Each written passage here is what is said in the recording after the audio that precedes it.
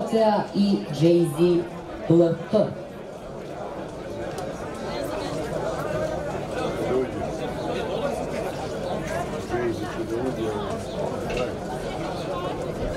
Čeka se Proteu na mašini, džokej Milan Konkolj. Protea ulazi na svoje startno mesto, seda džokej Milan Konkolj. Još Jay-Z LP. Sva grla se nalaze unutar start mašine. Iščekujemo da starter Zoran Ivošević pusti trku Memorijal doktora Nenada Nenadovića. Najlošija startovala Jay-Z LP, na čelo ide Rebecca Arrow. Rebecca Arrow, Thundercat, treća pozicija za Bellingtona. Na četvrtoj poziciji galopira Pepperdol, na petoj poziciji bio je Gelius, na šestoj poziciji s polja Karma Ljubičevska.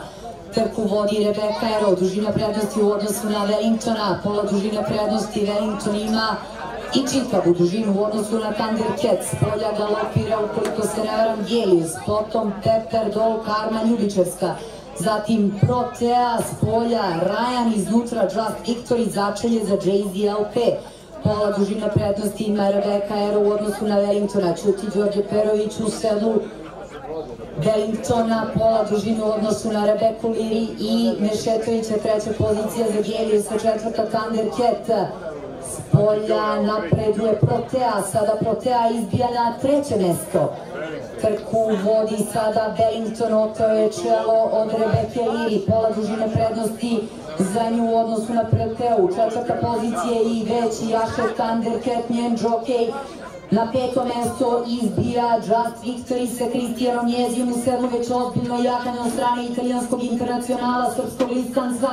Na šestoj pozicije Pepperdol, iznosi se tamo Gelius, slabo to kontroliše Ljubomirović, na čelu je Wellington, Thundercat, Rebecca Arrow. Trku će dobiti Wellington, borba za drugo mesto, progurat će tamo Just Victory, Kristijan Njezi, Wellington slavi, Wellington, Thundercat, Just Victory, Rebecca Arrow, peta pozicija Protea, šesta pozicija Pepperdol, sedma pozicija Gelius, osma pozicija Karma Ljubičevska, deveta pozicija Ryan, deseta pozicija Jay-Z LP.